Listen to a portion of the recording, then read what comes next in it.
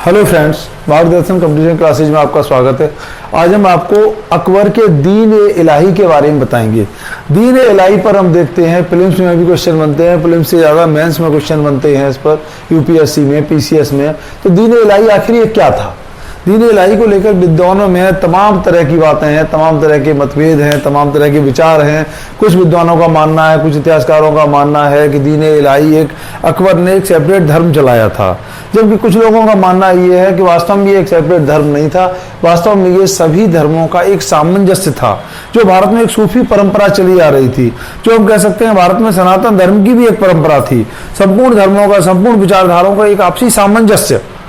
इस सामंजस्य से जो निष्कर्ष निकल के आया वही सही मायने में दीन ए इलाही था। तो अकबर ने एक सुन्नी विचारधारा से ऊपर उठकर, एक इस्लाम से भी की भी विचारधारा से एक ऊपर उठकर, एक सभी लोगों के जो संपूर्ण रियाया थी, संपूर्ण प्रजा थी अकबर की, तो उसमें एक आपसी धार्मिक रूप से, एक दार्शनिक रूप से एक आपसी सामंजस्य स्थापित हो सके, इसके लिए अकबर के द्वारा प्रयास किया जाता है। तो हम देखते हैं दीन ए इलाही की जो घोषणा की जाती है वो 1582 में की जाती है।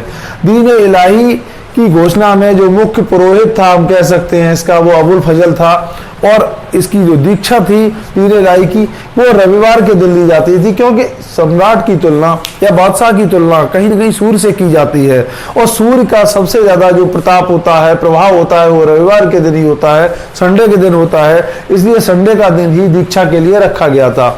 हम देखते हैं इसमें जिन लोगों ने दीक्षा ली है वो आपस में जो आपसी अभिवादन करते थे एक दूसरे से मिलने का, वो अल्लाह अकबर रहता था। और जल्ले जलालहू अर्थात अल्लाह अकबर का मतलब है ईश्वर महान है, और उसके यश में वृद्धि हो। जल्ले जलालहू का मतलब है कि उसके प्रभाव में, उसके यश में वृद्धि हो। तो ये आपसी अभिवादन होता था उन लोगों का। और हम देखते हैं कि चहार गाना ये इल्खास एक ऐसी प्रक्रिया थी, ऐसे चरण थे जिनके माध्यम से कोई दीन ए इलाही का फॉलोअर हो सकता था। तो हम देखते हैं ये चहार गाना एक इल्खास क्या था। तो इसके अंतर्गत भूमि, संपत्ति, सम्मान और धर्म का बादशाह के प्रति समर्पण करना होता था। जब इसकी दीक्षा ली जाती थी तो जो व्यक्ति दीक्षा लेने वाला होता था वो बादशाह अकबर के चरणों में अपनी पगड़ी को उतार कर रखता था, और अपना जो मस्तक था वो बादशाह के चरणों में रखता था। बादशाह उसकी पगड़ी उसे पुनः पहनाता था और उसे उठा लेता था। तो हम देखते हैं कि इसके अंतर्गत भूमि, संपत्ति और सम्मान और धर्म सब कुछ बादशाह के प्रति समर्पित करना होता था। इसमें जो संपूर्ण का समर्पण करता था वो सर्वोच्च कोटि का दीन ए इलाही का फॉलोअर था, और इसमें से जो 2, 1 या 2, 3 या 1 का करता था, उसी हिसाब से उसकी कोटि, उसकी श्रेणी होती जाती थी। हम देखते हैं कि इसे अपनाने वालों की आईने अकबरी में अबुल फजल ने 18 लोगों के नाम दिए हैं। उन 18 लोगों में एकमात्र हिंदू जो था वो बीरबल था, बाकी किसी हिंदू ने इसे नहीं अपनाया। हम देखते हैं कि राजा भगवान दास और राजा मान सिंह जैसे लोगों ने इसे स्वीकार करने से साफ इनकार कर दिया। तो हम देखते हैं कि इसे मानने के लिए किसी तरह की बादशाह की ओर से कोई बाध्यता नहीं थी। फिर इसके बाद हम देखते हैं कि दीन ए इलाही के अंतर्गत जो अपेक्षा लोगों से की जाती थी, एक तो शाकाहार की अपेक्षा की जाती थी, मृदभाषी होना की अपेक्षा की जाती थी, और नैतिक आचरण अपना शुद्ध रखने की अपेक्षा की जाती थी। ये सारी बातें होती थी, और तमाम तरह के नैतिक आचरणों का एक अपेक्षा की जाती थी कि जो व्यक्ति दीन ए इलाही को मानता है वो नैतिक रूप से काफी शुद्ध होगा, नैतिक रूप से उसका आचरण अच्छा होगा। ये सारी बातें दीन ए इलाही के अंतर्गत आती थी। हम देखते हैं कि अकबर ने 1583 में हिजरी संवत के स्थान पर इलाही संवत को आरंभ किया है। इलाही संवत ये सौर सिस्टम पर, सूर्य के आधार पर आधारित था।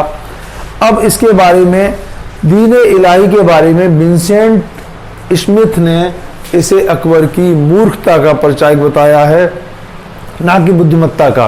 लेकिन हम देखते हैं कि अगर ओवरऑल दीन ए इलाही की अगर समीक्षा की जाती है तो ये अकबर की उदारता का परिचायक था। जिस तरह से भारत में अकबर से पहले सम्राट अशोक ने जिस तरह से ये अपेक्षा की थी कि उसके जो प्रजा है उसमें एक आपसी सामंजस्य स्थापित हो सके, किसी तरह के मतभेद हिंसा तक न पहुंचे।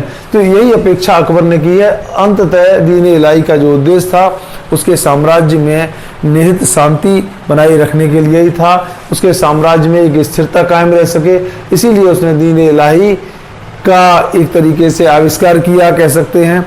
और ये भारत में जो सूफी परंपरा थी उसका भी कहीं न कहीं ये सार कह सकते हैं, भारत की सनातन परंपरा का भी इसे सार कह सकते हैं।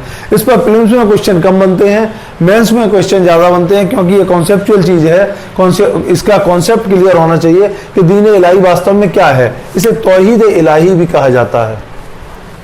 भविष्य में हम अकबर की धार्मिक नीति के बारे में भी वीडियो बनाएंगे। तब तक के लिए धन्यवाद।